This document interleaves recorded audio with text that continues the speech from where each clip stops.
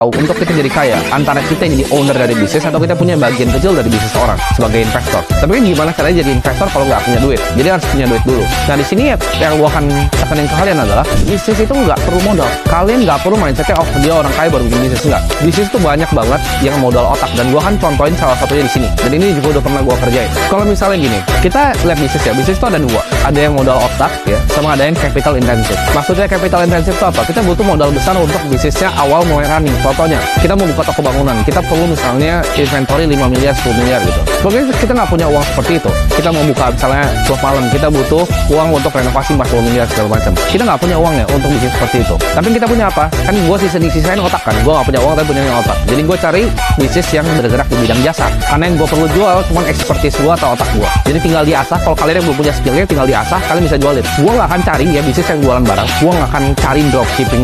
Gue nggak akan cari bisnis yang ibaratnya perlu QC banyak, perlu ngerti accounting yang dalam. Itu gue hindarin bisnis kayak gitu. Karena tujuannya gue masih lapar nih. Gue butuh makan, gue jadi sales, mungkin bisa 10-20 juta langsung per bulan. Habis itu gue langsung mulai bikin untuk bisnis service ini. Nah, tapi pertanyaan service di mana?